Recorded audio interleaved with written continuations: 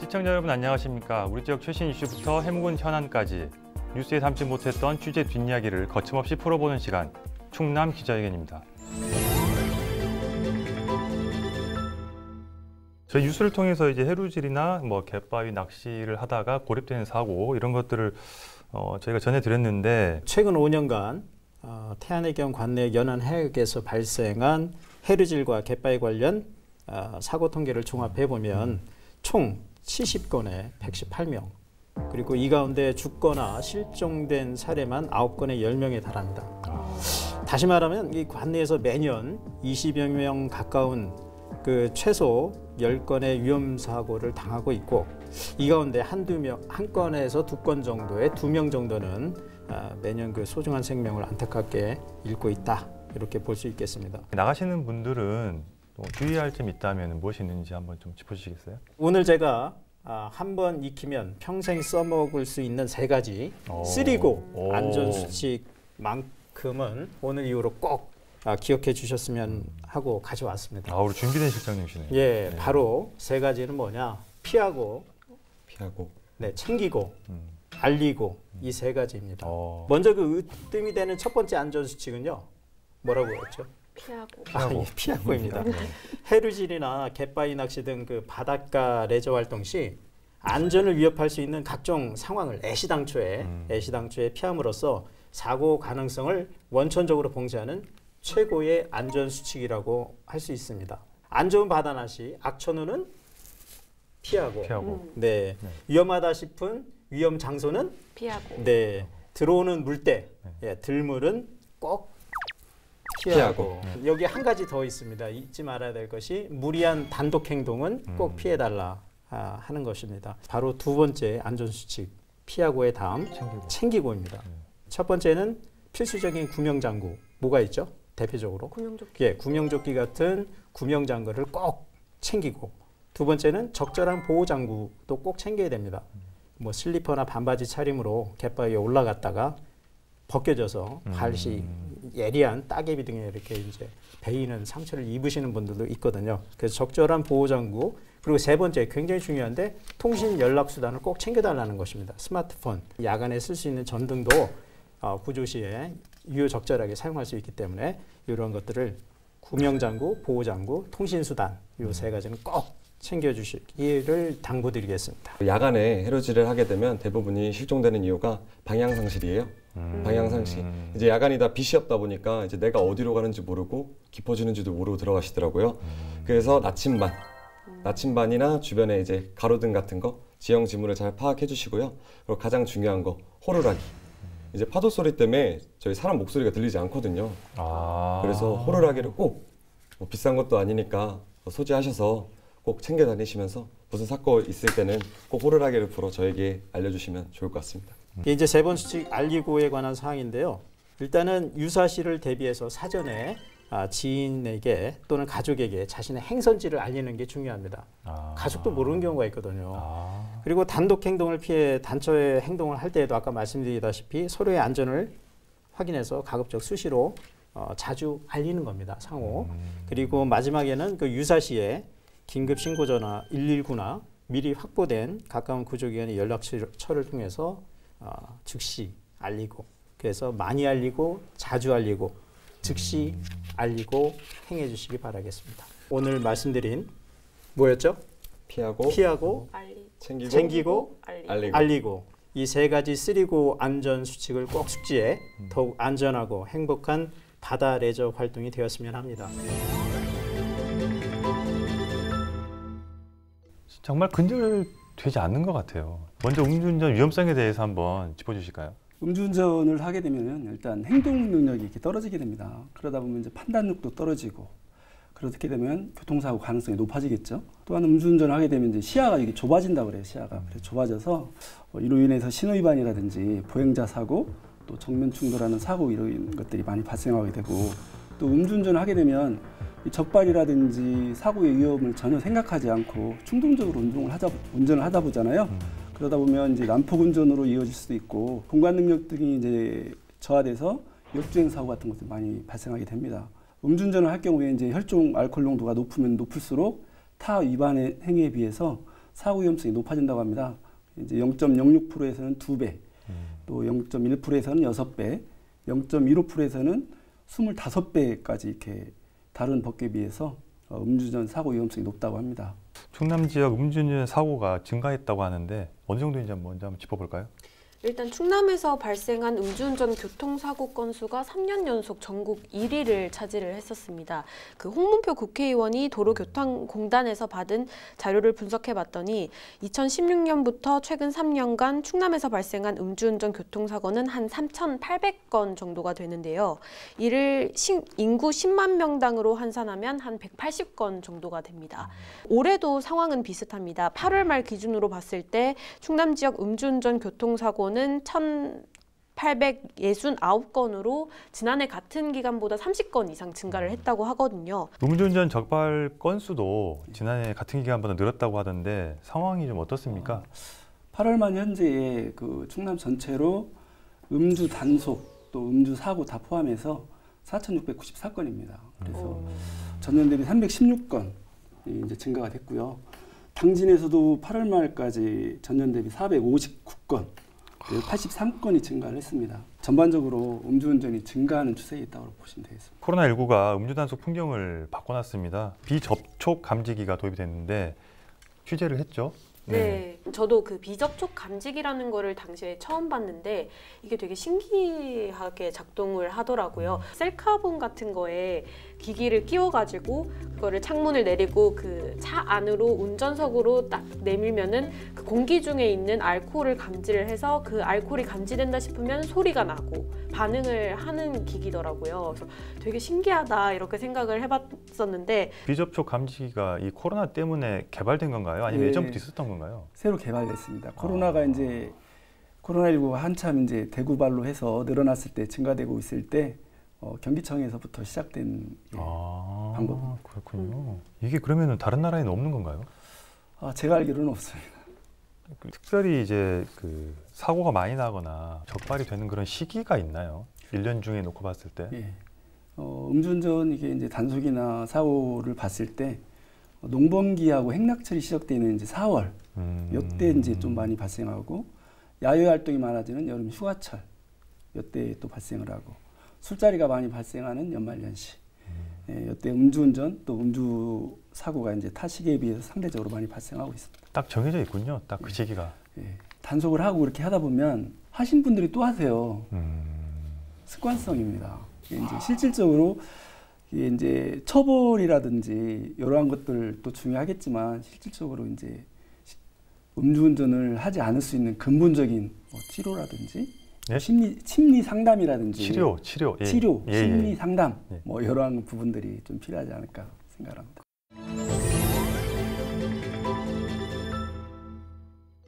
보이스피싱은 이 단어 자체를 모르는 사람은 없을 거예요, 아마. 네, 보이스피싱 단어를 모르시는 분은 한 분도 없을 겁니다, 아마. 누구에게나 닥칠 수 있는 일인데 보이스피싱 범죄 발생 현황부터 한번 정리를 해볼까요? 네, 그 아까 보이스피싱을 모르는 분들이 없다고 하셨는데 저 보이스피싱의 그 사전적인 의미를 보고 조금 놀랐어요. 저는 당연히 보이스, 피싱, 낚시 이거의 합성어인 줄 알았거든요. 가운데 하나가 더 들어가더라고요. 뭔지 아세요? 또 있어요? 네, 하나 더 있더라고요. 피싱이 F가 아니라 P더라고요. 이게 보니까 프라이빗 데이터에서 개인정보 해서 그리고 피싱, 낚시 이게 합쳐진 신조어라고 합니다. 제가 못 믿겠고 맞습니까? 네, 맞습니다. 네, 네. 예. 지금 못 믿어요. 이게 아무튼 이렇게 개인 정보를 전화로 이제 빼내는 신종 수법을 이렇게 일컫는 신조어라고 하더라고요. 그래서 이 보이스피싱이 그 2006년에 국세청 환급을 이제 빙자한 사기 사건을 시작으로 해서 2018년까지 전국에 약 17만 7천여 건이 발생했다고 합니다. 피해 금액만 1조 7천억 원이 넘는다고 해요. 그래서 우리 지역 충남에서는 올해 1월에서 8월까지 853건이 발생을 했습니다. 이제 피해 금액은 146억 원이 발생을 했는데요. 지난해보다 건수는 줄었는데 피해 금액은 오히려 좀 늘었다고 합니다. 서울중앙지검에서 올해 기소한 보이스피싱 사건 중 가장 많은 이제 40.7%가 이제 검찰 사칭형이었습니다. 검찰이 그렇게 많은지 몰랐어요, 우리나라에. 그리고 이제 은행이나 뭐 이런 금융기관 직원을 사칭해서 낮은 이자로 대출을 받게 해줄 테니까 뭐 일단은 뭐 기존 대출금을 뭐 상환하라든지 뭐 이런 식의 대출 관련 또 보이스피싱이 많이 이루어지고 있고요. 두 번째가 금융기관 직원 사칭. 예. 예. 네. 그리고 최근에는 이제 가족 사칭도 늘고 있다고 합니다. 그래서 이제 그 어르신들에게 자식으로 이제 가장을 해서 문자로 이제 보내는 거죠. 뭐 핸드폰 잃어버려서 이제 나 뭐 PC로 이제 문자를 보내고 있다. 이러면서 뭐 급하게 결제할 거 있는데 뭐 이제 부모님 핸드폰으로 뭐 결제를 해달라든지 뭐 이런 식의 보이스피싱도 많이 이루어지고 있다고 합니다. 충남에서 올해 발생한 8월까지 그 보이스피싱 가운데 대출 사기가 84%로 가장 많았다고 해요. 특히 이제 코로나19 여파로 생활이 어려워진 이제 서민분들을 노리고 이제 저금리로 대출을 해주겠다 이런 식으로 접근을 한 거죠. 사실상 범인은 잡더라도 그 피해 금액을 환수할 수 있는 방법이 사실상 없지 않나요? 그 피해금 구제가 굉장히 제한적인 범행 중에 하나입니다. 법률로 규정된 피해금 환급이라든지 이런 부분도 사실 계좌이체로 피해금이 이체된 경우에 한정되어 있습니다. 그러다 보니까 사실상 범인을 근거로 해서 범인으로부터 이제 형사배상명령 청구라든지 손해배상 청구를 해서 돌려받는 방법이 가장 현실적이고 거의 유일한 수단이라고 볼 수 있습니다. 보이스피싱 피해를 막기 위해서 지금 이제 여러 가지 수법들도 있고 또 하지만 이것만 기억해라. 특정 단어가 꼭 들어가게 돼 있습니다. 그래서 이 단어들을 꼭 기억을 해주셨으면 좋겠습니다. 수사기관 사칭 같은 경우는 이제 대표적으로 많이 사칭하는 기관이 서울중앙지검입니다. 평범한 삶을 살고 있는 우리 같은 사람들에게 서울중앙지검에서 전화가 울리는 사실상 없거든요. 그래서 혹시나 서울중앙지검이라고 한다면은 보이스피싱은 아닐까라고 의심을 해보셔도 좋을 것 같고요. 그리고 녹취조사라는 단어를 언급한다면 이것도 무조건 보이스피싱이라고 녹취조사. 생각을 하셔야 됩니다. 그리고 대출 사기형 보이스피싱에서는 두 단어를 꼭 기억해 주셨으면 좋겠습니다. 마이너스 통장 그리고 대환대출. 은행에서 적극적으로 전화를 통해서 만들어주는 일은 만무하거든요. 예, 그래서 전화통화로 마이너스 통장을 개설해 주겠다고 한다면 무조건 의심을 하셔야 되고요. 그리고 대환대출이라는 단어 자체가 이제 보이스피싱 조직에서 만든 겁니다. 생소하네요. 대환대출. 예, 대환대출이라는 게 그러니까 기존의 대출금을 상환해서 상환하면 상환한 신용도를 바탕으로 대출을 해주겠다. 약간 이런 식이거든요. 갈아타게 해주겠다. 갈아타게 해주겠다는 대환대출이라는 단어 자체가 나온다면 무조건 보이스피싱이라고 의심하셔도 무방합니다. 서울중앙지검, 녹취조사, 마이너스 통장, 대환대출 이 네 가지 일단. 예. 어렵네요 기억하기가. 중요한 거 배웠어요. 중요한 거니까. 예. 당진에 건립 중인 산업폐기물 처리장을 놓고 지금 갈등이 계속 이어지고 있는데 오늘 이 내용 자세히 짚어보도록 하겠습니다. 저는 이제 어떻게 보면 좀 지겹다는 생각이 들 정도로 계속해서 뭔가 찝찝하게 풀리지 않고 계속 이쪽에서 이 주장하면 이쪽에서 또 이 말하고 하루빨리 좀 결론이 좀 났으면 좋겠는데 또 문제가 계속 나와요 또. 이게 좀 내끝 가야 되는데. 최근에는 지역 주민들 간의 갈등으로도 좀 이어지는 양상인데요. 산패장과 관련해서는 현재 그 당진 지역 시민단체 다수가 참여하고 있는 산패장 반대 범시민대책위원회가 출범해서 활동을 벌이고 있습니다.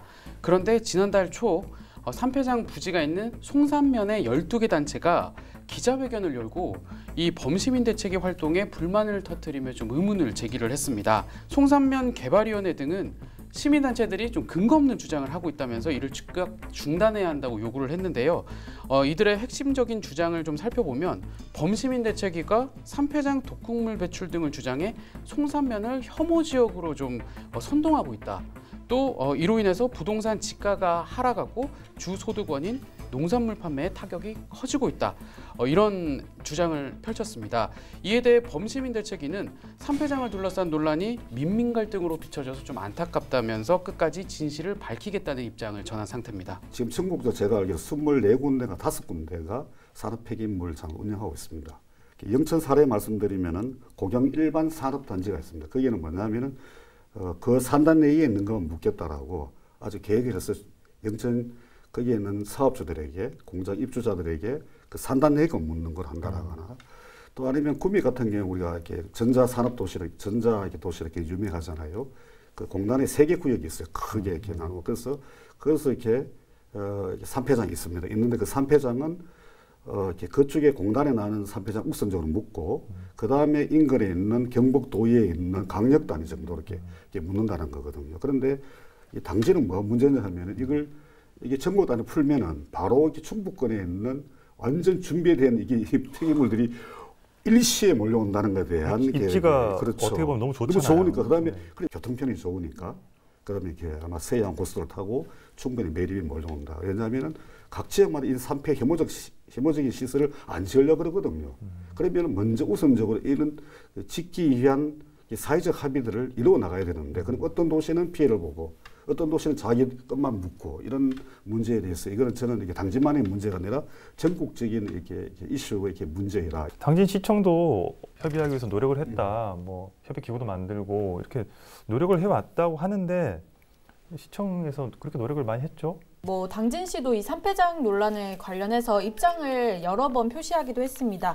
일단 먼저 산패장은 제가 설명을 드렸다시피 의무시설이기 때문에 들어오는 건 어쩔 수 없다. 이게 당진시의 입장이고요. 얼마 전에 10월달 초에 있었던 기자회견에서도 당진시장이 직접 나와서 집을 지을 때 화장실을 지어야 하는 것처럼 산패장은 일정 규모 산업단지를 조성할 때 반드시 설치해야 하는 시설이다라고 얘기를 하면서 화장실을 좀 빗대어서 표현을 하기도 했습니다. 이 산패장이 들어오는 것을 떠나서 또 얘기가 논란이 되고 있는 부분이 이 당진 산패장의 경우 폐기물을 들어오는 지역을 제한을 두고 있지 않다는 점인데요. 아까 사무총장님께서 말씀을 하셨듯이 지역 제한이 없이 뭐 전국 어디서나 이 폐기물이 반입할 수 있도록 지금 돼 있는 상황입니다. 그러니까 이대로 가면 화장실 넘칠 공용 화장실이 되는 거. 그렇습니다. 공용 화장실.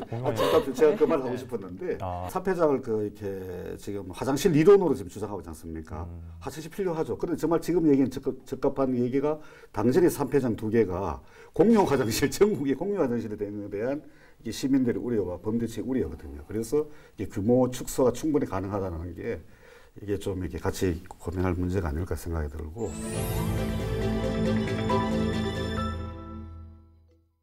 충남 지역 폐기 현황부터 한번 짚어볼까요? 네, 최근 국정감사 과정에서 좀 나온 교육부 자료가 있습니다. 충남 지역의 폐교는 모두 264개로 나타났습니다. 전국 17개 시도 가운데 6번째로 많았는데요. 폐교 264곳 중 11%에 해당하는 30곳이 전혀 활용되지 못한 채 방치되고 있는 것으로 조사가 됐습니다. 학교가 사라진다는 거에 대해서는 지역의 발전하고 굉장히 이 차이가 좀 있습니다. 학교는 교육 공간이기도 하고요. 그 다음에 여기를 통해서 주민들이 이제 사용하기도 하잖아요. 그래서 문화 복합 그런 어떤 공간이기도 하고 또 지역을 하나로 묶어주는 그런 역할도 하는 매우 중요한 기관인데 이런 것들이 이제 폐교되는 순간 모든 것들이 다 사라진다라고 볼 수가 있겠습니다. 좋은 사례가 있나요? 또 시청자분들한테 네. 소개해 주시면 좋을 것 같은데요. 실질적으로 지금 15개 시군 중에 이 폐교를 가장 잘 활용하는 곳은 청양군으로 알고 있습니다.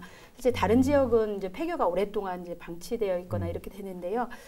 청양군 같은 경우는 현재 이제 한 폐교 10년 동안 방치돼 있던 시내권에 방치돼 있던 청양여자정보고등학교 제가 이제 그 학교 출신인데요. 네, 거기가 들어드릴게요. 네, 방치돼 있었는데 이제 청양군에서 매입을 해가지고 그래서 이제 충남 사회적 경제 혁신타운을 유치를 해서 그렇죠. 이제 준비를 해나가고 있고요. 그 다음에 이 뭐 백금초등학교에다는 이제 귀농귀촌이나 영농체험과 관련된 도시민들이 와서 이제 금방 이렇게 교육을 좀 받을 수 있는 그런 공간들을 마련하기도 하고요. 칠갑분교에는 또 백제 역사 체험관을 또 만들기도 하고, 그다음에 이제 앞으로 또 2개의 이제 중학교에는 청남 중학교하고 정산 중학교에는 주민들을 위한 복합 커뮤니티 센터를 만들어서 이제 주야로 이렇게 쓸 수 있도록 그렇게 해나가고 있습니다. 그러니까 실질적으로 자치단체가 매입을 하면 주민을 위해서 이렇게 좋은 사례로 가는데 개인이 만약에 이제 매입을 하게 되면 거의 문을 닫아놓고 이런 사례들이 있을 수가 있죠. 이렇게 운영하는 것도 좋지만 정말 제가 바라고 싶은 건 뭐냐면 교육의 공간이었잖아요. 이 교육의 공간이었고 이제 어쨌든 뭐 자치의 중심이었고 그다음에 경제 활동이 이루어지고 운동회 때나 이런 때 다 같이 주민들이 모였던 그런 어떤 또 소통의 공간이었어요. 근데 어디서 사업을 하면 그 목적으로만 쓰여지잖아요. 교육부가 정말 전국의 이런 어떤 폐교를 좀 점검을 한 다음에 도시 학생들을 위해서 어떻게 이거를 좀 잘 만들까 교육 공간으로 제도권 안에 교육 공간으로 저는 폐교가 재탄생하기를 간절히 바라고 있습니다. 지역의 구심점으로서 좋은 공간으로서 활용될 수 있도록 우리 주민 여러분들께서 관심 가져주시길 당부드리겠습니다. 충남 기자회견 오늘 순서는 여기서 마치겠습니다. 고맙습니다.